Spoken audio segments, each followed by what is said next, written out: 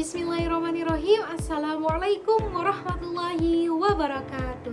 Halo teman-teman semua, gimana kabarnya? Semoga kita selalu dalam lindungan Allah Subhanahu wa Ta'ala. Sebelum memulai pembelajaran pada hari ini, kenalin dulu ya, aku Lucy Sulasri dengan nomor induk mahasiswa 23810701113 dari program studi PGMI Pendidikan Guru Madrasah Ibtidaiyah semester 4 kelas D dari UIN Syaiber Syekh Nurjati Cirebon. Kali ini kita akan membahas sesuatu yang sangat dekat dengan kehidupan kita, bahkan lebih dekat dari tetangga sebelah loh. Yaitu materi kita pada hari ini, ayo mengenal ciri-ciri makhluk hidup. Nah, sebelum itu, pernah nggak sih kalian lihat tumbuhan bergerak? Apakah tumbuhan termasuk makhluk hidup?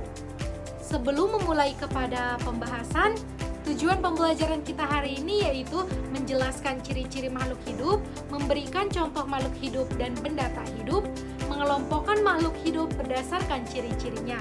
Jadi setelah menonton video ini, kalian bisa jadi detektif makhluk hidup loh, agar bisa membedakan mana yang hidup dan mana yang cuma diem aja kayak patung.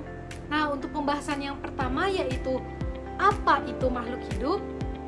Makhluk hidup itu semua yang mempunyai kehidupan seperti manusia, hewan, dan tumbuhan.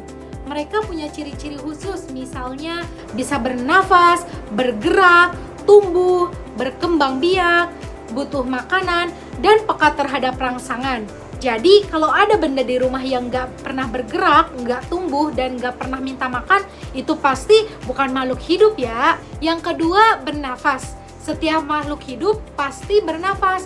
Manusia bernafas dengan paru-paru, ikan bernafas dengan insang, tumbuhan bernafas dengan stomata. Jadi jangan sampai salah ya, kalau ada ikan dikasih masker bukan tambah sehat, malah bingung nafasnya. Yang ketiga, bergerak. Makhluk hidup itu pasti bisa bergerak ya, baik pindah tempat atau tetap di tempat tapi ada pergerakan. Contohnya, harimau itu bisa lari dan berjalan. Harimau berpindah tempat dengan berjalan dan berlari. Lalu contoh yang lainnya yaitu tumbuhan Venus. Tumbuhan Venus bisa menutup daunnya dengan cepat untuk menangkap serangga. Jadi jangan remehkan tumbuhan loh, kadang mereka juga bisa bergerak walau gak ikut lomba lari. Yang keempat, berkembang biak. Makhluk hidup bisa memperbanyak diri supaya tidak punah. Misalnya, burung bertelur, manusia punya anak, tumbuhan bertunas. Kalau benda tak hidup, ya paling-paling cuma nambah debu, bukan berkembang biak.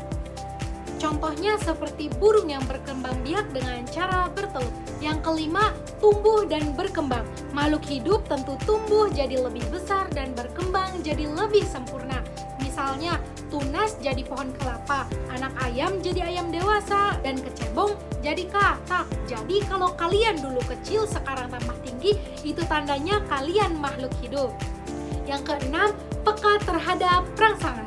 Makhluk hidup bisa merespon rangsangan seperti sentuhan, cahaya, atau suara. Contohnya, bunglon bisa berubah warna kalau ada bahaya. Kalau kalian tiba-tiba kaget waktu ada suara keras, itu juga tanda kalian makhluk hidup, bukan robot. Yang ketujuh, membutuhkan makanan. Setiap makhluk hidup tentu membutuhkan makanan dan minuman. Contohnya, tanaman itu butuh matahari untuk fotosintesis. Manusia dan hewan butuh makanan dan air. Jadi kalau ada benda yang gak pernah minta makan, itu pasti bukan makhluk hidup. Jangan sampai kalian lupa makan, nanti dikira benda mati. Nah, mungkin cukup sekian penjelasan singkat mengenai ciri-ciri makhluk hidup. Semoga setelah ini kalian bisa lebih paham dan bisa membedakan mana makhluk hidup dan mana benda mati. Ingat, belajar itu penting, tapi jangan lupa bahagia. Kalau ada pertanyaan boleh tulis di kolom komentar ya. Terima kasih sudah menonton, semoga sukses selalu.